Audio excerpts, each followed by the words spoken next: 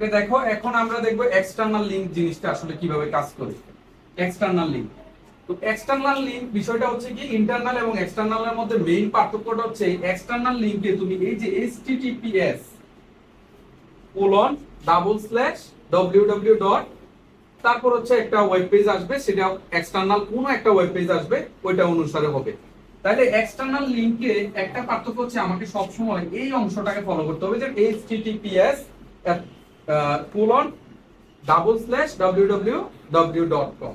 এখন https এর পরিবর্তে শুধু http ও থাকতে পারে। কারণ http মানে কি? http হচ্ছে হাইপার টেক্সট ট্রান্সফার প্রোটোকল। এখন s টা মানে হচ্ছে সিকিউরিটি বোঝায়। কি বোঝায়? সিকিউরিটি বোঝায়। দেখবা অনেক ওয়েবসাইটে আমরা যখন ওয়েবসাইটটাকে দেখো www ডট, ধরো একটা ওয়েবসাইট হচ্ছে কুমিল্লা বিডি শপ .com, এমন একটা ওয়েবসাইট আছে। আমি যখন এটার মধ্যে এন্টার করলাম, করার পর আমার গুগলের উপরে আমার একটা এখানে তালার মতো একটা চিহ্ন আসবে, ঠিক আছে? এই যে লক চিহ্নটা আসলো বা তালা চিহ্নটা আসলো, এই লক চিহ্নটা দ্বারা বোঝায় যে আমার এই ওয়েবসাইটটা হচ্ছে সিকিউর, অর্থাৎ এটা হচ্ছে HTTPS এই ট্রান্সফার প্রোটোকল এই শর্তটা বা SSL সার্টিফিকেটটা মেনে সে এই ওয়েবসাইটটা ক্রিয়েট করছে, বুঝা গেছে? এটার ওনার। তো এখন যদি এই এসটা না থাকে তাহলে দেখবা যে এই জায়গায় নো সিকিউর একটা কথা লেখা হবে।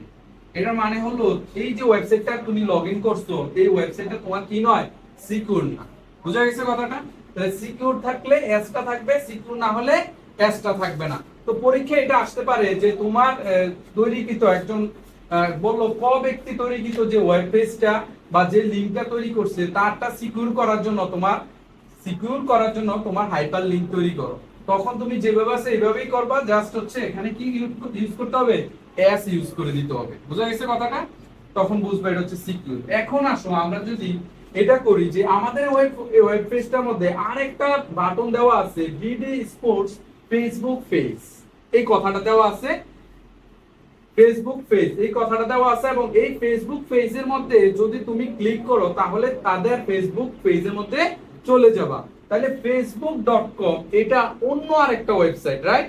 আমাদের ওয়েবসাইটের নাম হচ্ছে বিডি স্পোর্টস, কিন্তু ফেসবুকের মধ্যে যে পেজটা ক্রিয়েট হয়েছে ফেসবুক নিজে আলাদা একটা ওয়েব পেজ।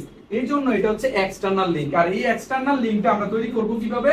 আমরা জাস্ট যেভাবে আছে এইভাবে আমাদের অ্যাঙ্কর ট্যাগ হাইপারলিংক কেবল আমরা শুধু এই লিংকটা যেভাবে আছে এটা বসাই দিব https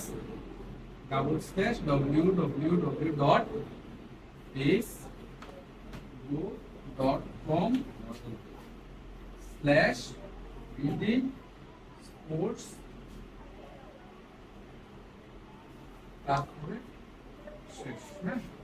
তারপর হচ্ছে আমরা বিডি স্পোর্টস ফেসবুক পেজ এটাতে ক্লিক করব, দেন হচ্ছে অ্যাঙ্কর ট্যাগটা ক্লোজ করে দিব। তো আমরা হচ্ছে এইভাবে আমরা এক্সটার্নাল লিংকটা ক্রিয়েট করব। তাহলে এক্সটার্নাল লিংক আর ইন্টারনাল লিংকের মধ্যে পার্থক্য হচ্ছে কোন জায়গায়?